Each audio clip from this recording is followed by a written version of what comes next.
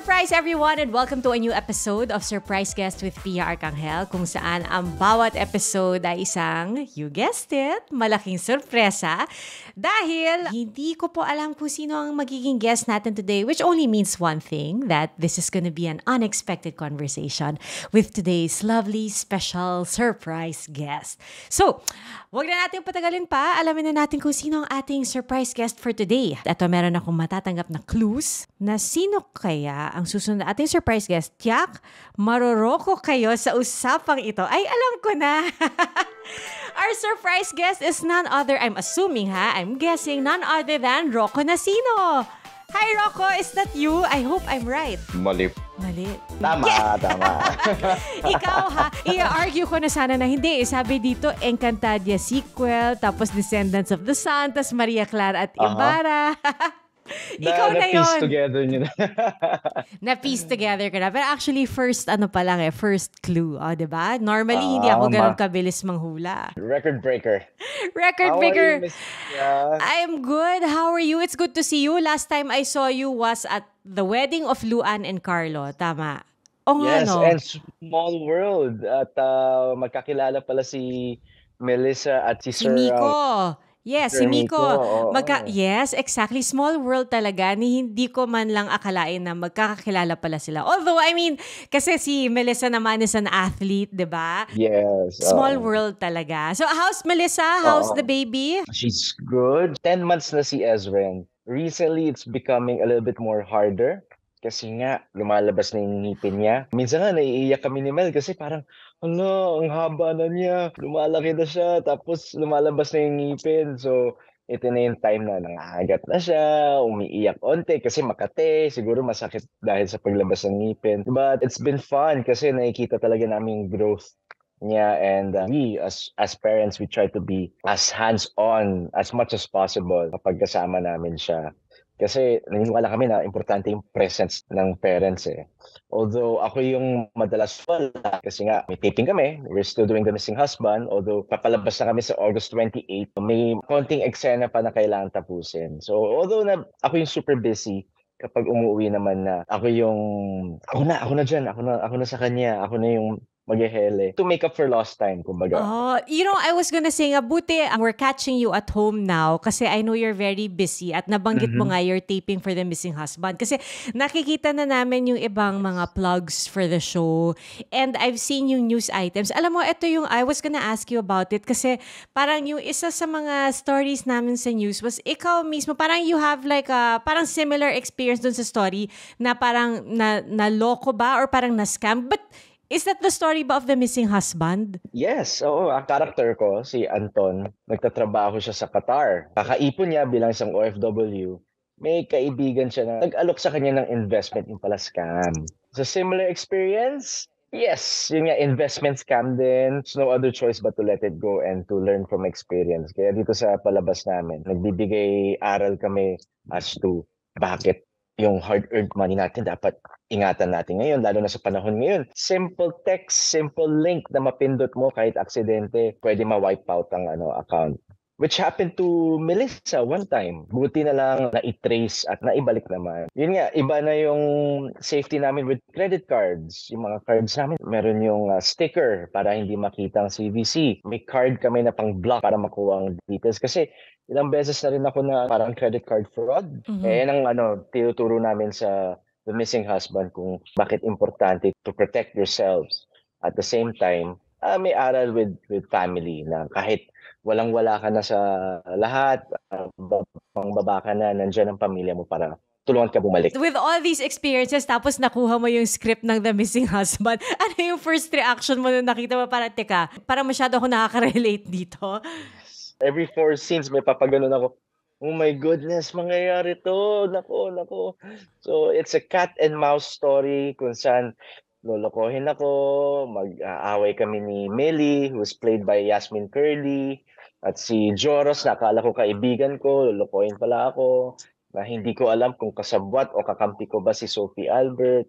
That goes the same with Jack Roberto. It's a cat and mouse story. Thriller siya. Action thriller na umabot pa ng Dubai. Naghahabulan kami doon. It's a nice story kasi very timely ito, lalo na sa mga OFWs natin.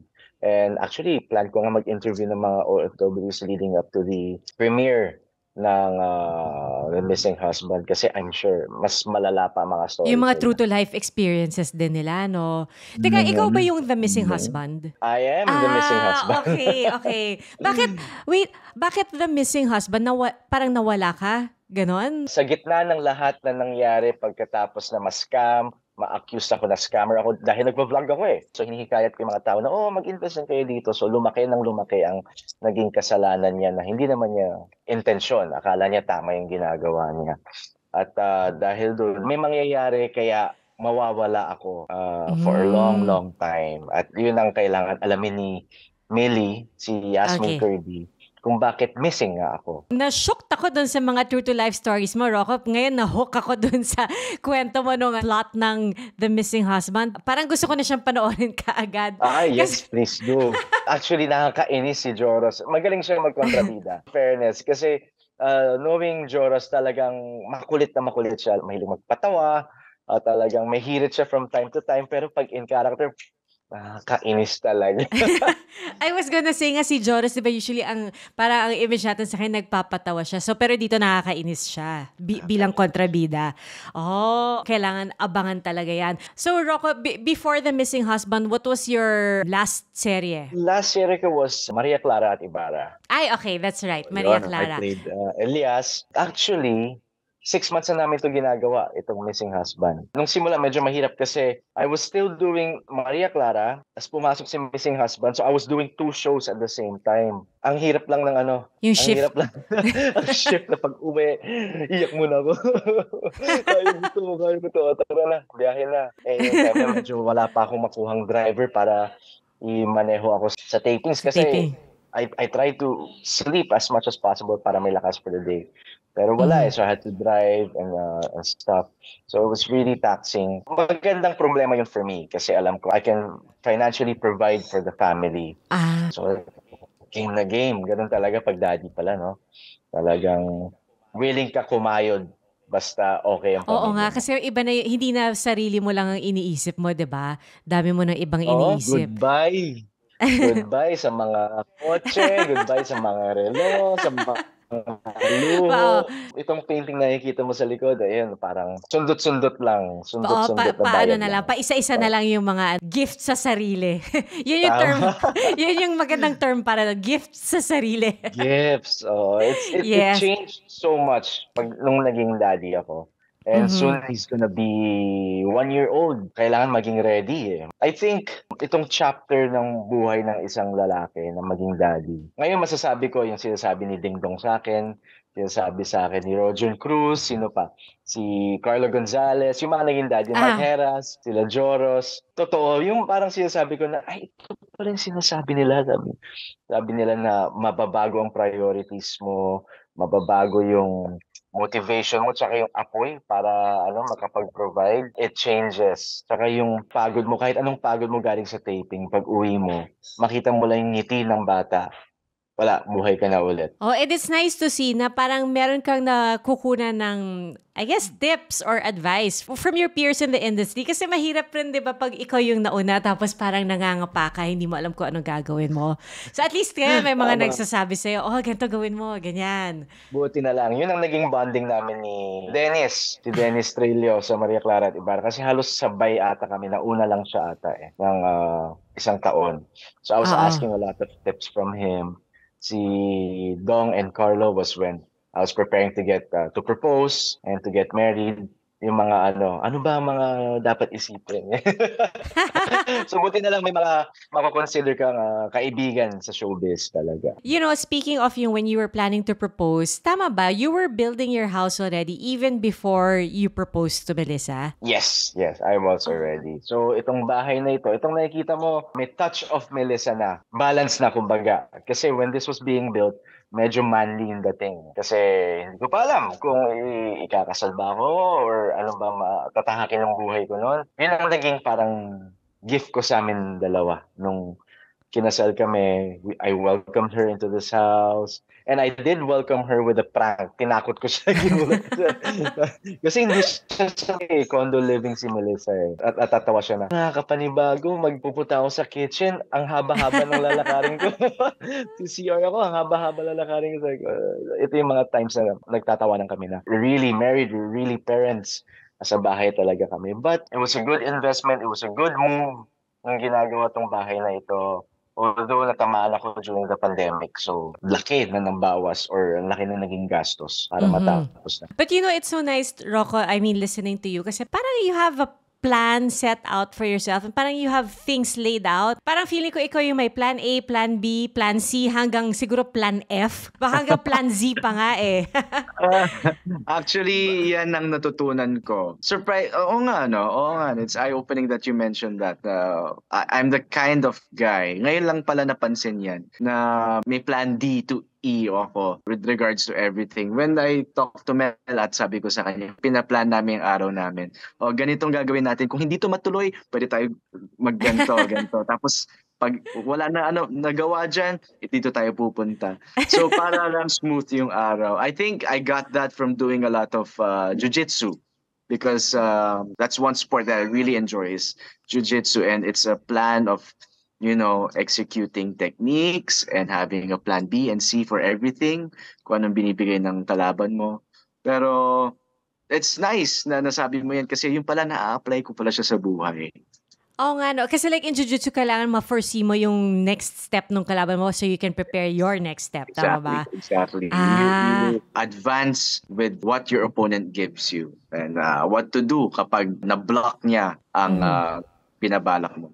So I guess na-apply pala namin to sa buhay namin. And recently, parang naging panibagong plan namin was to get a financial advisor para lang alam namin saan ba dapat pupunta ang pera namin. Tama ba tong ginagastusan ko? Tama ba na bumili akong ganito? Ang laki pala na naging tulong for me and Mel. Oh, see, that means talaga you're already planning for the future. Pero I'm curious, Rocco, yung pagiging artista ba, was that your plan A or your plan B? Oo nga, no? Kasi di ba you're a registered nurse, di ba? Yes, and totoo nga, no? Oo nga, no? I was set to go to the States na lang para magtrabaho bilang isang nurse. Kasi nung time na yun, in need pa ang USA sa nurses eh. Yun yung time ko na nung gumraduate ako, I took the boards, I was licensed. So ang plan ko was either go to the States, work, stay there, come back after X number of years, then start investing dito sa Pilipinas, or tahakin ang totoong dream ko, maging isang doktor, isang pediatrician. Stay here, and nagre-ready na ako mag-apply sa school. And then I was doing TV commercials on the side na parang hindi siya yung totoong plan. Andyan lang siya. Until may nagsabi sa akin na, alam mo, pwede ka sa Starstruck. Subukan mo nga. Ayoko, hindi bagay sa akin. Nahihiya ako. May ganun-ganun pa. Until daddy ko ang nagsabi sa akin, gawin mo. Hindi mo man alam kung para sa iyo yan eh. Noong time na yun, sabi ko, sige. So I enrolled in this public acting workshop. At dahil wala akong pangbayad doon, nag-call center ako for a few months. And then yung konting nakuha ko doon, yun ang pinambayad ko sa acting workshop ko. Then towards the end, kalagitnaan ng workshop na yun, that was the auditions for Starstruck. So I wasn't able to finish the workshop dahil nga napasok ako sa top 14 and then nagtuloy-tuloy na until nakita ko na, ito na talaga yung passion ko. Ang galing, Rocco. Alam mo, that says a lot about your personality rin, no? Na parang, nung sinabi sa'yo, why don't you audition for Starstruck? Kasi a lot of people, mag-audition lang sila kahit walang experience. Pero ikaw, nung nag-audition ka, you decided to do an acting workshop. Kasi some people will think, dadaanin ko na lang yan sa looks or sa swerte, di ba? Pero ikaw, nag-workshop ka pa. Doon ko lang sinabi na, sige, baka ready na ako. Nung sinabi ng director na, okay, parang kaya mo naman mag-project sa TV kasi we had an exercise na may camera na, tapos ipapakita sa parang tama na yung pagsalita. Sabi ko, okay na yun, sige, sabak ko na. Pero tama, that's nice that you were able to point that out. I guess, nakatulong yung nursing, yung pagiging isang nurse, pag-aaral. It teaches nurses to be, yung buong course teaches nurses to be prepared to assess a situation. Lalo sa mga ER, di ba? Hindi mo alam kung ano yung dumarating na cases at like yung mga napapanood nating shows. That's why I enjoy watching medical dramas also kasi ano kaya gagawin ko? Kung nurse ako, ano ba itong gagawin ko? I guess na-apply nga siya sa buong buhay ko. Wait, nakapag-practice ka ba ng nursing dito sa Pilipinas? I could, pero I would have to let go of acting na kasi talagang buong oras at effort mo schedule wala talaga. Although I wanted to volunteer nung wala akong show, hindi talaga may pumapasok at may pumapasok, which is a good problem. But dahil sa may time na kagustuhan ko talaga na makapag-practice, the only move I was able to make was to get my master's. So, aral. Siguro 4 times. 4 times kung gustong give up nun. Si Melissa ang nag-push sa akin na tapusin ko yun. Because I was still doing Encantadia nung ginagawa ko yung master's ko. So, during taping, naka-akil ako ng costume, gumagawa ako ng thesis and everything, nagkukulit ako ng sakit sa ulo. But, wow! I'm so impressed, Rocco. So, you finished your master's? You finished your master's in nursing? Yes, I have a Master of Arts in Nursing, which I can use. Kunyari, gusto ko na mag-retire, gusto ko abroad, I can get a very good position na sa hospital para mas secured kami. Grabe, napaka-impressive naman nito, Rocco. Ang dami kong nalalaman tungkol sa'yo. Na parang, you know how sometimes you think kilala mo na ang isang artista na fina-follow mo siya sa Instagram, tapos parang alam mo na yung buhay nila, hindi pa pala. Yeah, when we really get down to the details, usually yan din sinasabi ng mga tao, sa postings lang kita nakikita, ito lang yung mga ginagawa mo. Kapag nakakapag-usap kami, hindi ko alam na, ang dami ko na pala ginagawa sa buhay. Ano ba itong mga pinapasok ko? Oo nga. Pero teka, wait. So, did you ever practice nursing? Interesting topics and insightful conversations with one of the country's veteran and most award-winning journalists, Howie Severino. The Howie Severino podcast was hailed as one of Spotify's best new podcasts and has consistently been one of the top Philippine podcasts since its launch. The Howie Severino podcast. New episodes streams every Thursday on major streaming platforms. Wow, I'm so impressed, Rocco. So you finished your master's? You finished your master's in nursing? Yes, I have a Master of Arts in Nursing, which I can use. Did you ever practice nursing? I wasn't able to. Hindi na. Kasi nung mag-a-apply na ako doon sa school for my pre-med, doon na naging yung announcement for Starstruck. Top 14 na Starstruck. So it was a sit-down discussion with my parents na gagawin ko ba? And then yung parents ko nagsabi na gawin mo na kasi malalaman mo kung para sa'yo yan. Kung gagawin mo. Kung hindi, tapos mag-regret ka. You'll live your whole life thinking, what if sila nag-instill ng to be a go-getter. You only fail if you don't try. Yun. That's a great philosophy to live by, no? You only fail if you don't try. Which means, you should try and try talaga. Until you succeed, di ba? Tama. Diba? Kahit hindi naman nag-succeed sa Starstruck, nag-open naman siya ng doors to a lot of projects. And naalala ko, yung mga binanggit na show si Miss Pia, parang napakaswerte ko pala na makasama sa mga shows na yan kasi those were actually very big shows, and to be part of the cast, it paved the way to more opportunities as an actor. Ikaw ba ang first actor or artist in the family? Yes, ako ang first. Okay. Yung parents mo ba, are they in the medical profession? Most of them are, yes. Actually, kaya ako gustong maging doktor nun kasi marami sa amin ay OB-GYN, may plastic surgeon, may dentist, may lawyer, may pharmacist, may pedia. Kaya talagang na-influence ako on being that doctor and having that stethoscope here habang naglalakad. Yun ang dream noon. But there parang no regrets naman, I'm sure, because you seem to really be enjoying what you're doing now. And you said, diba, hindi ka na nakapag-practice, but I remember during pandemic, we also had a story this time. Na-absorb ko talaga yung mga binabalita namin. But I remember one of the stories was that you were practicing in a way by doing swabs, diba? Yes, tama. Oo. Actually, alam mo, Miss Pia, nung ginawa ko yan na nagbayad sa wedding namin. It helped us so much because lahat tayo nga during the pandemic, and I was really going through a stage na shocks, anong gagawin ko sa buhay ko? Paubos ba na ba yung pera ko sa kakabayad ng itong bahay na to? Ang laki na nang babawas sa akin. And then sabi ko, I was talking to a few medical professionals also, sabi ko, why don't we start helping people and set up a clinic and then partner up with different laboratories to be able to provide cheaper swab tests? Kasi alam niyo yan, nung time medyo nag-skyrocket ang testing fees eh. So we made it affordable in a way na mas mababa nga pero mas marami mag-a-avail, which actually happened. And dahil nga maraming takot din na mag-swab or they were scared to get the virus, kulang kami sa manpower. So ang ending, kami ng mga doctors, kami mismo pupunta sa mga bahay.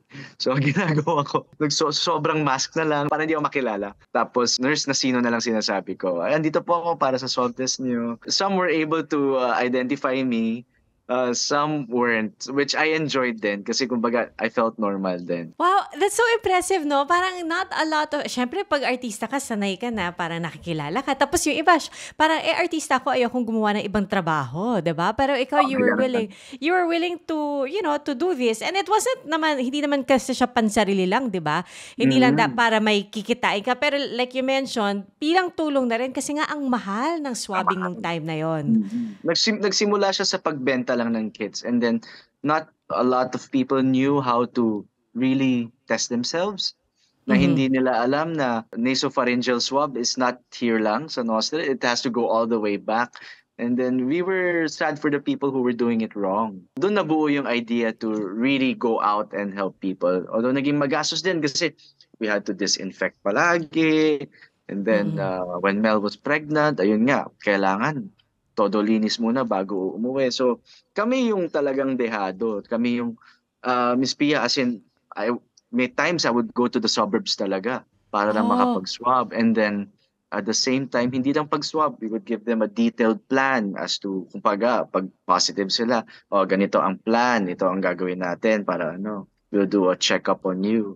So, hindi lang siya naging swab, but then like a whole assessment and diagnosis for the family. Kaya I think siguro na-bless kami dahil we were doing more than kung ano dapat lang binabayad sa amin, na mura lang. Sa awa ng Diyos, naging fruitful siya. Ang galing, no? That's, parang so impressive na you're willing to go to, all sorts of lengths to provide and, to make sure na parang yung may plan B, plan C ka pa rin. Tama. And going back to your question kung nakapag-practice ako ng nursing, mukhang yun na ata yung practice ng nursing. Oo, yun na yung closest experience mo to nursing. Tama. Na on the field. And then, you said, diba, parang you wanted to volunteer for a time. So, hindi ka natuloy to volunteer, but I do know that, siguro it's in your nature na rin na ikaw ay isang volunteer. Kasi, diba, you are also a military reserve officer. Tama ba? Yes. I joined the Philippine Navy because of Descendants of the Sun. Yun, nung time na nag-immersion kami sa Special Forces, which was part of the Army. And they had us sleep with assigned soldier to us. Usap kami, siya yung buddy namin. Although it was a few nights lang, we really got to talk. And then to know why, ba't nila ginagawa to, ba't willing sila i-risk ang buhay nila sa gera. And that really opened up my eyes na, okay, artista ako, pagdating sa mga typhoons or kung ano man calamities na nangyayari, hindi kompleto yung pakiramdam ko na tumutulong ako, nagpapadala akong pera. Parang mas maganda yun nandun ako in action. Yun na lang yung tulong ko, effort. And sometimes, during the pandemic, hindi naman lahat fluid eh. So, hindi rin ako fluid. So, I would like to help out instead, be there on the front lines. So, doon nabuhay yung passion to join the service. Siguro, I must have done something right kasi maraming na-influence din na ibang artista to join and to help out also. Na-enjoy ko siya to the point na nag-apply na ako to be commissioned as an officer.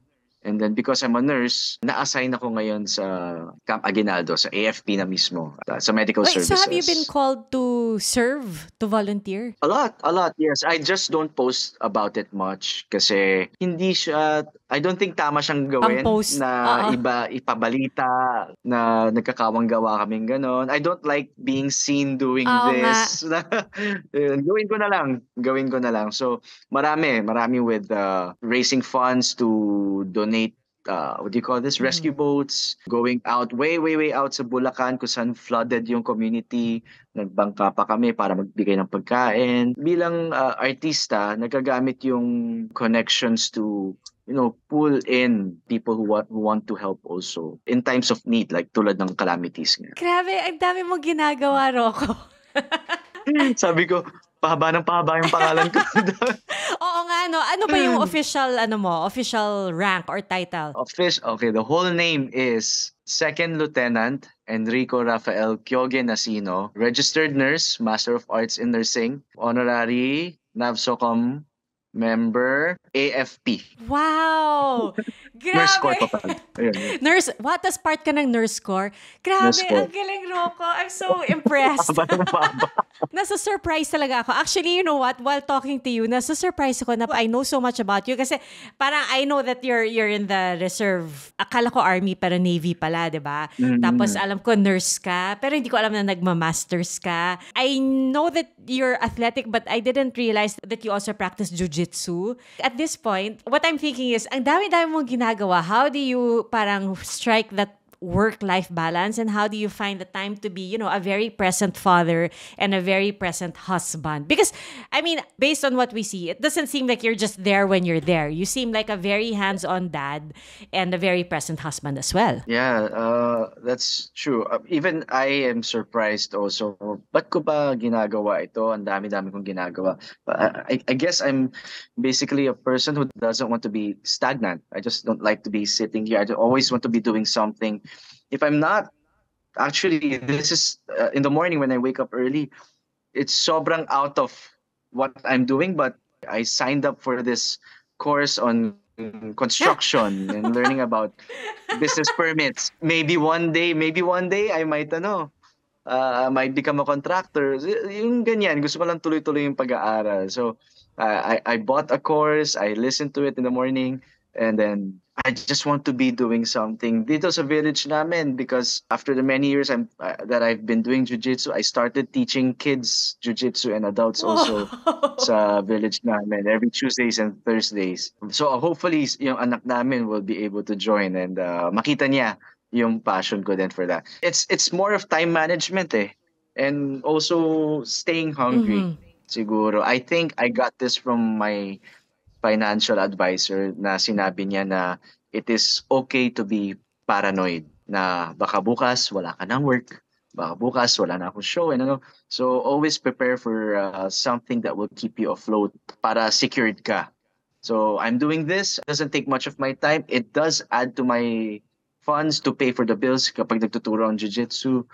Me and Melissa, we got into real estate also. We partnered up with this brokerage firm. I just wanted to expand yung capabilities namin. And then in our first month, I found out that Yasmin Kurdi was trying to sell her property and we were able to sell it in a few months. Tapos nagtuloy-tuloy na. Sabi ko, okay, nadagdagan na naman yung hat namin ni Melissa. Ang galing! And so, but then, of course, it doesn't take away from your time at home. I think maybe it helps na magkasama kayo ni Melissa while doing some of these things, di ba? Yeah. So, siya, nag-enjoy din siya when she's able to witness all of these things that I'm doing. Sabi ko naman sa kanya, para sa pamilya namin to . So, very supportive naman siya. Alam mo, I wanna share with our listeners and your fans, Nax, your supporters who are listening. Kasi natuwa ako with this. I remember dun sa wedding ni Carlo and Luan, you and my husband Miko, you guys were talking and with Melissa, and then you were encouraging Melissa to get back into either playing or, working again, going back into doing whatever it is that she wanted related to volleyball. And I thought to myself, parang it's so nice to have a partner who actually wants you to, go back and do your thing, 'di ba? Hindi yung parang sabihin sa'yo, bagong panganak ka, diyan ka lang sa bahay. Ikaw baliktad, you're actually telling her na, go do what you want. If you're ready, go pursue it. Tama. Well, with Melissa's pregnancy kasi naging maselan eh. So, it kind of took a toll on her as to, will I be able to work after? Baka wala na mag-interesado sa aking teams or brands as an influencer. So, I was like, no. When you're able, sabayan kita. Nag-set up ako ng home gym dito para sabay kami mag-workout, push each other. I started her on playing tennis para lang makabalik siya sa pre-pregnancy weight niya. Everything started coming back na, and happy siya that she's starting to work again now with the baby. But I believe in not having regrets even before the marriage or proposing to her. Ang sabi ko sa kanya naman, magiging diretso ako sa iyo. Gawin mo lahat ng gusto mong gawin sa buhay bilang isang single person. When you're done checking off that list, when you're ready, makikita ko naman yan. I will surprise you with the proposal. Kasi mahirap kapag may regrets. Ano ba yan? Kasal na tayo, hindi ko na nagawa yung ganito. Oo nga. Ayoko makarinig ng ganyan. So, nung simula pa lang sabi ko sa kanya, gawin mo lahat ng gusto mo. It works both ways. Dapat ikaw din, di ba? Okay. Tama. So, how would you describe yourself now as a father? Kasi sabi mo, it changed di ba? Nung dumating na yung baby, si Easy, parang things changed. So, how would you describe yourself as a dad? I would describe myself as even more hardworking. At my age, I'm more energetic because I started to eat healthier, a very motivated person. Mm-hmm. At the same time, paranoid kasi hindi ko alam kung ano mangyayari bukas. Recently, si Easy almost fell off the table. Buti na lang nasa loob siya. So things like that na nakakatakot. Every day na hindi pala biro mag-alaga ng bata. Kailan tutok na tutok ka. So doon na-apply yung pagiging paranoid. But I think it helps that maging open ka and then you talk to other people about what you know. Kasi madali lang mag-asta na alam mo na ang lahat eh. Mahirap i-aminin na hindi ko talaga alam yung ginagawa ko. So, sinasabi ko kay Mel, I try to be as open to her. I don't really know. Can we talk to someone about this? And then, doon lang na-solve ang problem. Malaking bagay pag lolo tsaka lola tumutulong, no? Yun nga sabi, pag the best tip when traveling is to invite the grandparents. Parang may konting pahinga rin kayo ni Melissa. That's true. That's true. After the GMA Gala, we stayed pa dun sa hotel another night. So sabi ko, doon tayo sa pool. Dahil magsi-CR kami, nilakad namin yung pool. Hindi namin nilangoy. Nilakad namin, sabi namin, grabe, ngayon lang pala natin ma-enjoy yung pool, no? Wala tayong dalawa lang. Wala tayong bitin na bata. I think to have a happy family din. May nagsasabi din, kailangan happy din yung relationship ng parents. So, from time to time, ilalabas ko si Mel kapag medyo nakikita ko na medyo nababurn out siya sa pag-breastfeed. Ikikidnap ko na yan. Kakain kami somewhere close. It doesn't matter. Basta may time lang kami para sa isa't isa. Oh, that's very sweet. Kasi it's important that you understand also what your partner is feeling. Sometimes kasi ayaw nilang sabihin, gusto nila ikaw yung parang you can tell on your own dapat. Ang hirap mahirap. Wait, kayo ba ni Melissa, ilang years na kayong married? Ilang years kayo together and ilang years na kayo married? Been together siguro 7-8 years. Been married for 2 years. Wow. Oh, so you got married during pandemic? Ang kasal namin, civil pa lang noon. Dahil hindi kaya talaga yung full wedding. We only had 15 guests. Kaya we plan to have a real wedding, parang renewal of vows namin, when Ezrin can walk na and we can have all our family together. What was it like getting married during pandemic? I mean, with 15 guests, parang mas intimate, di ba? It was intimate. It was fun. Actually, sobrang fun. Kaya gusto namin sa wedding namin talagang yung kilalang-kilala namin, talagang makaka-close namin. Kasi iba yung saya din eh. But during that time, it was the peak of the Delta variant. I don't know how it happened, but we were able to borrow a naval ship, a corner there. Doon kami kinasal sa barko. Dahil nga mahigpit protocols ng ship na yon, we had to had everyone tested, not just the 15, but the suppliers, yung mga nagsa-setup. So, yun yung medyo madugo sa bayad talaga. Tapos yung scare din na kailangan habang naglalakad, kailangan nakamask pa rin.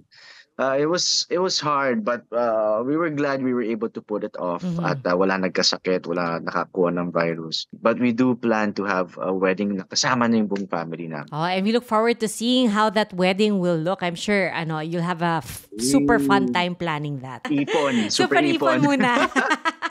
Oo nga, super ipon muna. Uy, but Rocco, thank you so much for sharing all of these experiences with us. It's nice to share din. Pwede maging takeaway ng mga listeners natin sa audience natin na kung ako nagagawa ko sa mga kabataan natin na nakikinig ngayon. I think you can also do it. As long as you put your heart to it, malay nila, mas malaki pa ma-accomplish nila kaysa sa akin. The best part kasi is it's not just you saying this, but you actually doing it. Kaya maniniwala kami sa'yo. Kasi nakikita namin na ginawa mo rin. Tama. Hindi mo lang sinasabi. Lead by example. Yes, exactly. It's not just lip service. Pero ito, Rocco, before we really wrap things up, we have a surprise game. No, it's just a short surprise segment. This one is called Random Questions with Rocco. So let me go through it kasi ngayon ko lang din siya makikita.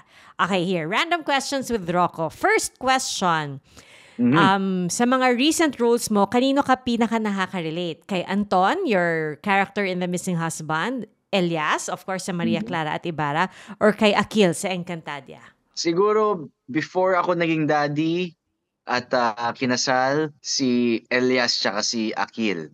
Kasi talagang ibibigay nilang lahat ng sarili nila para makatulong sa iba. Ngayon, kung nasaan ako ngayon, mas nakaka-relate ako ngayon kay Anton dahil isa siyang family man na gusto alagaan ng pamilya niya at hindi lang sarili niya ang gusto niya i-save, kundi ang kapakanan din ng family niya. So, ganun ako ngayon. Different characters for every stage of your life, no? Eto, sinabi mo dati sa Mars Pamor na naging wrong move mo ang maging babaero. Uy, hindi ko to alam. If my love... Surprise! Surprise! Hindi lang pala... Hindi lang ako. So, if meron kang love lesson na i-advise eventually kay Easy, ano ito? Wag gayahin ng daddy niya. But, hindi. Ang love advice, siguro gagawin ko na lang, I would again lead by example sa pagtrato sa mami niya na maayos. Alagaan siya at mahalin siya para makita ni Easy na, ganyan pala dapat ang pagtrato sa babae. Good answer. Oo, kasi para lang ma-explain ng sarili ko. Kasi ang kauna-unahang relationship ko, niloko kasi ako. Ang pagiging babaero ko noon was para siyang coping mechanism or defense mechanism ba? Only to find out nung nagda-nursing na ako sa psychiatric nursing na it was actually a coping mechanism dahil nga ang baba ng self-esteem ko na niloko ako. Hindi. Ako yung manluloko sa mga babae. So, that went all for a while until nung nag-college ako, na-realize ko na, okay, na-identify ko mali yun. Doon medyo natigil. But I mean, we all make mistakes trying to get to the good part, di ba? Tama naman yan. Kaya lang kasi, nabanggit mo kasi sa TV. Oo, wala.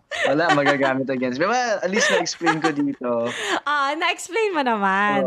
Okay, eto next. Isa kang aktor, Navy reservist, and nurse. Kung papipiliin ka ng isang trabaho na gagawin mo for the rest of your life, ano ito? Hirap?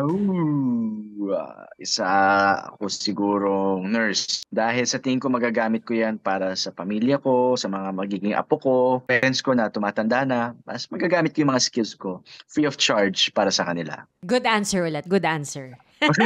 At ngayon, kilala ka na rin bilang dancer at naging bida sa Ang Sayaw ng Dalawang Kaliwang Paa. Kung sayaw ang buhay mo, anong type ng sayaw ito? Anong type ng sayaw? Cha-cha, hip-hop. Siguro parang alas swing kasi ang daming ganap, fast-paced at ang bilis ng buhay ngayon sa dami na nangyayari. Swing. Nice. Good answer ulit, Rocco. I'm impressed. Kanina sa start ng interview natin, ako ay shocked. Ngayon at the end of our interview, I am impressed. Thank you. Salamat. Thank you, Rocco. I'm so in awe of everything that I learned about you today. It's truly inspiring, and I'm sure hindi lang ako ang inspired, pati yung mga nakikinig natin. Maybe just one last final message for those who are listening to us, your fans who have been with you all throughout and continue to support you. Yeah, it's been 12 years since nagsimula ako sa showbiz at dahil sa inyong lahat at sa GMA Network ay ito, nabuo tong lahat at kung nasaan ako ngayon. So, ako'y nagpapasalamat sa lahat ng supporters ko, sa Rockefeller, sa fans, sa GMA Network, sa Sparkle Artist Center, sa pag-alaga sa akin. And for the many, many projects that I've been doing, hindi ko akalain na magiging parte ako ng mga importanteng proyekto na makakatulong pala, tulad ng Maria Clara, na nakaka-inspire pala sa mga kabataan na magbasa tungkol sa story. So, I'm very, very glad to be doing what I'm doing now, to be able to inspire, at sana sa episode na ito with Miss Pia ay ma-inspire din kayo to do even greater things. Kung nagawa niyo yan dahil nakinig kayo dito, ako'y magiging masayang-masaya para sa inyo. I hope all of you will go out and reach for your goals, achieve your dreams, to go all out, jump off the edge sa character, meaning just jump and fly and be surprised kung anong posibleng mangyari. Kasi pati ikaw masusurpresa. So anong kaya mong gawin with yourself? So mga kapuso, please do watch and support The Missing Husband. Kung si Miss Pia ay na-shook, kayo din masushook din sa story, sa scam, sa bigat ng drama, sa pagiging fast-paced ng action, at sa iyakan sa drama. Grabe, makaka-relate kayong lahat, lalo na sa lahat ng naloko at na-scam sa pera. Abangan nyo po yan sa GMA Afternoon Prime. Alright, Rocco, thank you so much. Abangan Thank namin you. yan, and we look forward to seeing it and watching the show. Yay! Thank you. Thank you. Thank you, Miss Pia. Thank you. Thanks, I enjoyed Rocco. today. This surprise was planned by the team of Justin Kenneth Carandang and Aubrey De Los Reyes, edited by Shirley Paghiligan with the wonderful people of GMA Integrated News. Don't forget to like and subscribe. Till the next surprise!